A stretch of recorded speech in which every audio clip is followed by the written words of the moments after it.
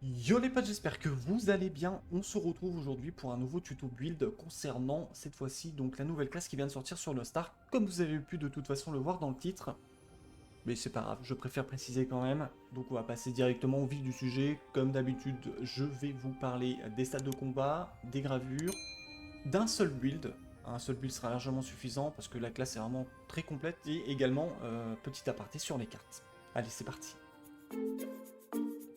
Concernant les stades de combat, je suis parti sur 60% en dégâts critiques, donc le but étant de critique un maximum, voire H24, ce serait vraiment génial, et le reste des points dans spécialisation, parce que du coup, quand vous avez critique, mettre un dégât critique donc dans spécialisation, mettre un dégât critique un peu plus important, ça fait toujours plaisir, et en plus de ça, bah, ça va augmenter aussi la libération de la gravité amplifiée par noyau gravitationnel, et le remplissage de la jauge de gravité par les compétences de variation de gravité, plus 22% actuellement.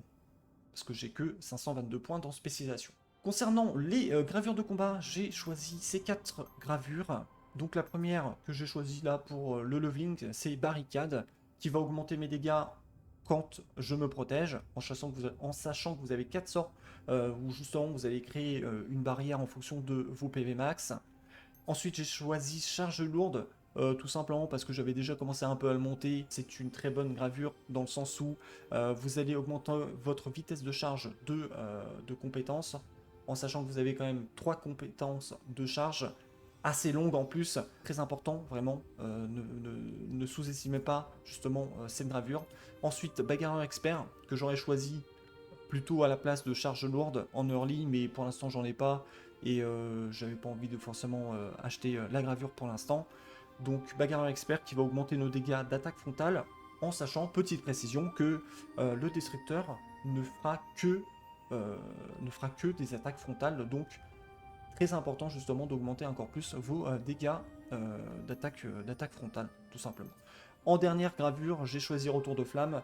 Pour tout DPS, c'est vraiment la gravure endgame à prendre. Comme d'habitude, vous allez recevoir 20 dégâts, 20% de dégâts en plus, donc des boss, mais également vous allez infliger 20% de dégâts en plus. Petite précision encore une fois, pour Retour de Flamme, ne l'utilisez que si vous l'avez à niveau 3. On passe à la gravure de classe. Pour ce build, je suis parti sur Marteau de Rage. Quand vous allez utiliser justement une compétence donc de libération de gravité, augmente le coup critique et les dégâts des coups critiques, en fonction des nombres de noyaux utilisés.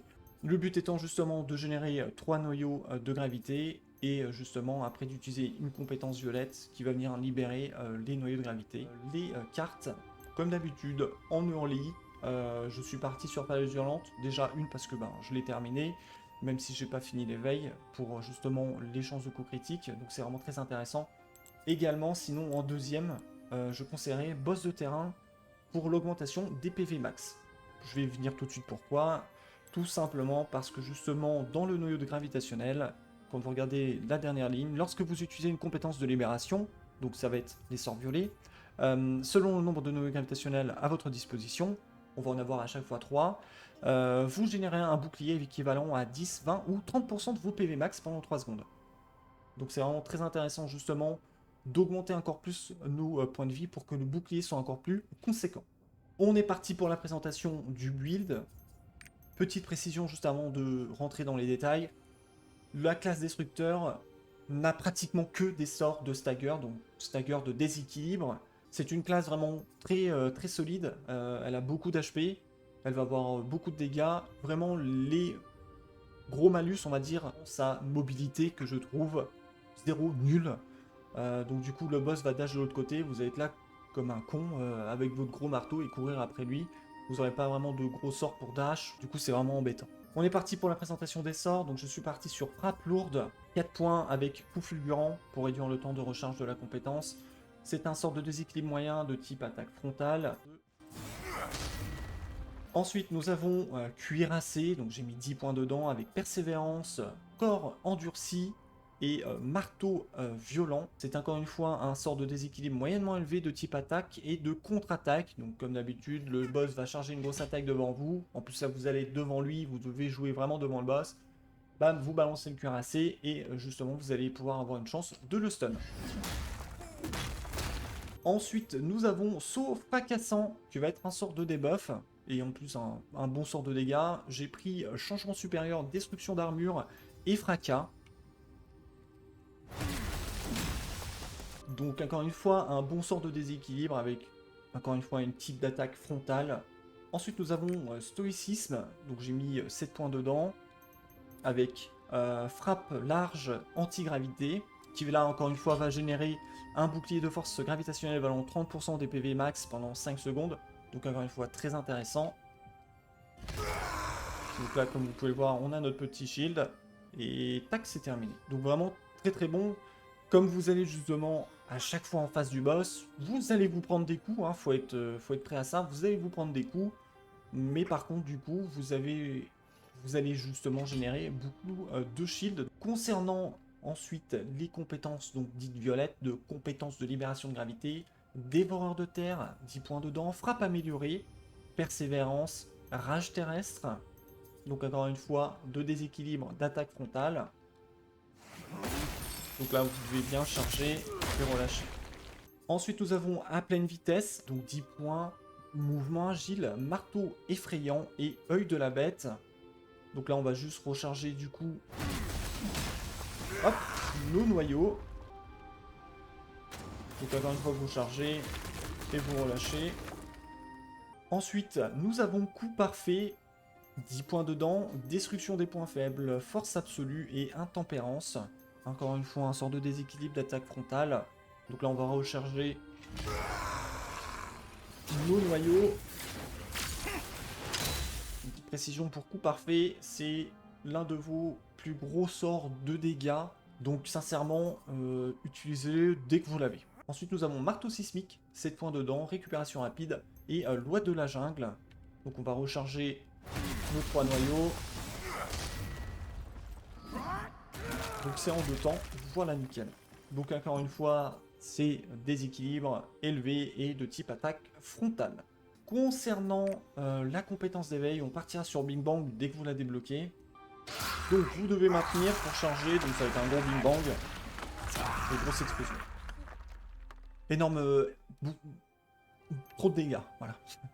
Trop de dégâts, réduit les dégâts subis en plus pendant justement la charge de la compétence de 50%.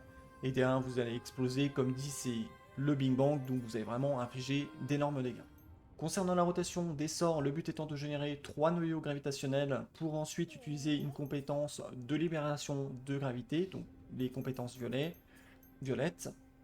Concernant la rotation des sorts, le but étant à chaque fois d'utiliser pratiquement, sauf pour ce sort-ci, donc le stoïcisme qui va générer 3 noyaux directement, sinon c'est d'utiliser 2 compétences bleues. Une fois que vous avez utilisé 2 compétences bleues ou stoïcisme uniquement tout seul, vous balancez justement tout de suite une compétence donc violette, dite compétence de libération de gravité, pour avoir justement un bon roulement de sort. Je vais vous mettre à l'écran pendant que j'utilise justement ces sorts pour que vous voyez bien justement les icônes, et je vais vous montrer justement la rotation de mon point de vue qui est la meilleure.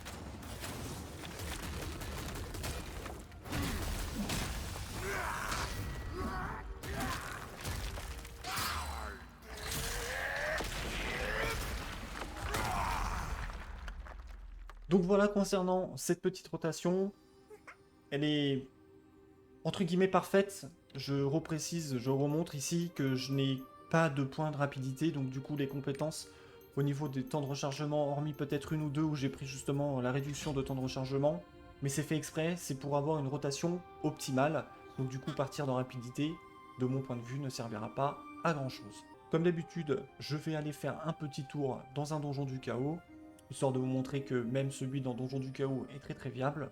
On se retrouve à la fin de la vidéo. Let's go!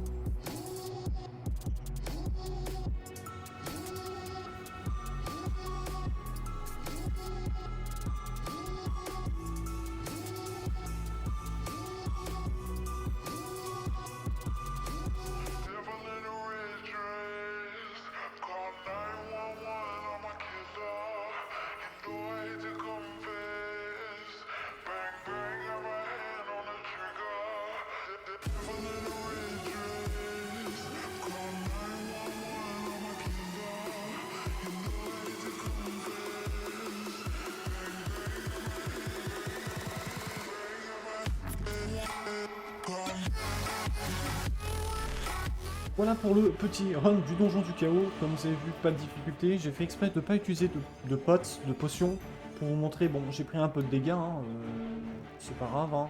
Après, les potions, ces potions-là s'achètent au marchand, donc n'hésitez pas à les utiliser, hein, c'est pas la peine. Là, c'est juste pour vous montrer que sans utiliser de potions, on s'en sort très très bien, il n'y a vraiment pas de difficulté. La rotation que j'ai utilisée justement dans le donjon du chaos, c'est à peu près la même que j'utilise de toute façon pour les raids abyssaux. Et qui est pour moi la meilleure. De toute façon, vous allez générer 3 orbes justement gravitationnels rapidement. Je vous dis en 2 sorts, ou alors juste avec stoïcisme, vous allez en générer 3. Ensuite, vous balancez justement, ce sont que des sorts justement d'AOE.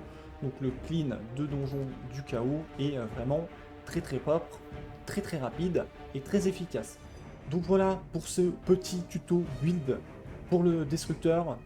Petite parenthèse de fin, sincèrement j'apprécie de ouf la classe, je vais la monter T3 également, j'apprécie vraiment trop, c'est le seul petit bémol, de toute façon il fallait bien qu'il y ait un bémol, c'est vraiment le fait de ne pas avoir de grosses compétences de déplacement, ça serait la seule, les autres ne sont pas des compétences de déplacement, sinon bah, vous avez votre roulade, mais on sent vraiment le fait que justement au niveau de la mobilité c'est vraiment pas ouf, donc si vous êtes plutôt quelqu'un de vif et qui bougeait partout, je pense que cette classe sera pas trop pour vous. Essayez-la quand même, sincèrement ça coûte pas grand chose.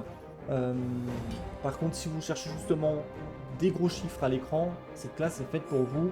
En plus elle tank plutôt bien, vous êtes à chaque fois justement en frontal, donc du coup pour pouvoir contrer une charge de boss, bah, ça va être beaucoup plus facile.